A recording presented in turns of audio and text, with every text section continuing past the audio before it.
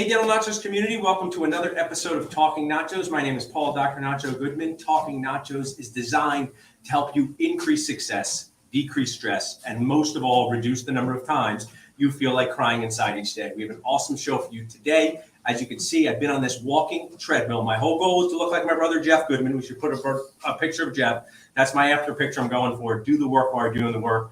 I have Gary Bird to thank for this walking treadmill. If you want to know which walking treadmill I get so you can stay active on Zoom while you're on Zoom or StreamYard, just text WALK to 215-543-6454.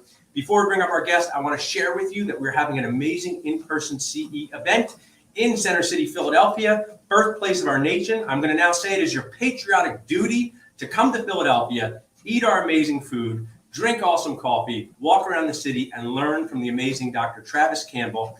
It is the Patient Profitability and Patient Centered Care Summit. Just text Travis to 215-543-6454. My team will just add that in a second. Text Travis to 215-543-6454, and we will send you how you can register for that amazing course. So I'm ready for my first guest on Talking Nachos when my team is ready to bring them up.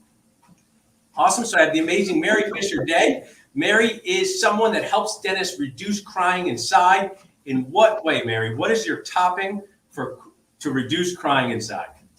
Oh, I have so many, but one that you and I talked about earlier today is the fact that I do practice valuations. And if you're a buyer and you don't have a valuation in front of you, it's something that's a very good tool for you to figure out if the practice is worth what they're asking. Also, many lenders want that valuation. Yeah. For a lot of reasons. They can see all the breakdowns that evaluator does, and it saves them a lot of time in underwriting, doing a lot of the research that they will have to do and bug you for those reports if you don't have a valuation. So that's one of the things I'm a child of the 80s. I love commercials. You know, where's the beef? That was Wendy's. We also had, I'm not going to pay a lot for that muffler. So you do not want to pay a lot for your practice or overpay. Why do you think dentists, in your experience, why are the concept of I'm going to pay too much for a practice? Is there not enough good people in the industry valuing it? Do brokers mislead people? Tell us some of your stories that you've seen and how you've helped some dentists. Well, I've seen both of those things happen. Most young dentists are just so far in debt, as we all know, that they need clarity on whether they're paying too much or not. And if they can save some money, that's good. But yes, I've seen buyers buy a practice, go in, and were completely misled by how many active patients there were, what percentage was insurance, the fact that there was actually Medicaid in the practice and they were told there was none. Things like that take a huge bite out of your pay to start with. And then I want to interject. I don't interrupt. I interject. Just tell your spouses, I'm not interrupting. I'm just interjecting with a good idea. But another movie from my childhood was The Money Pit with Shelley Long. And you don't want your practice to become a money pit and find that out after you purchase the practice. And it's such a key part. The other thing I was going to share is, Mary, when you're buying a practice from a traditional broker and a seller and there's a bank, sometimes that's a very straightforward way to do it. But buy-ins, when you've been working for someone for 4 years, I was just just over in Ohio. Geography is my weak point, over in Ohio.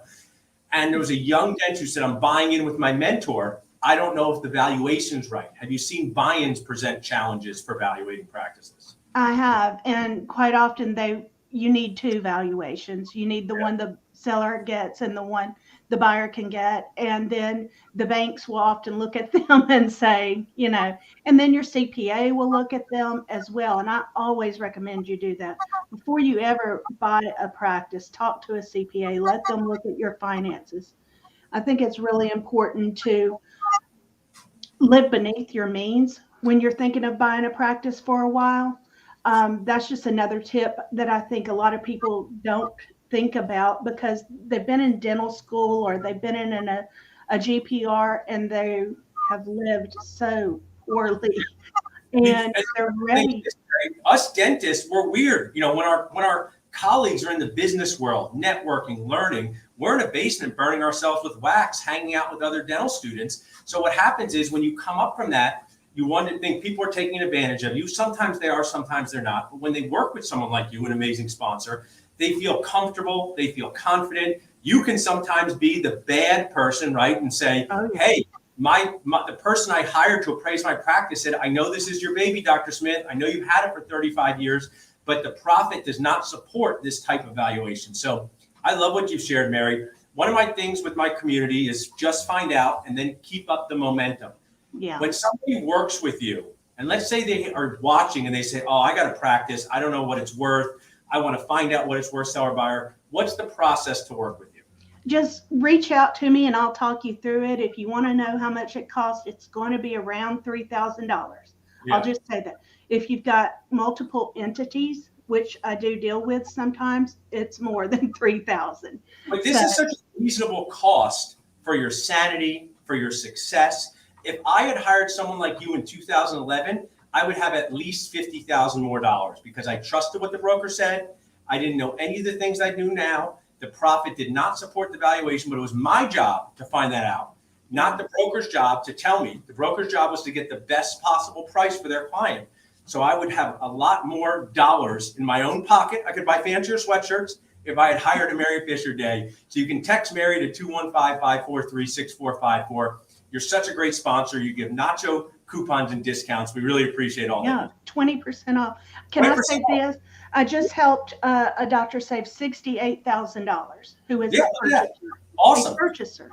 They asked one At least time. 2 Bitcoin with that. I think you can buy 2 Bitcoin with 68,000. I don't know how it works. No, you can buy about 1 1/3.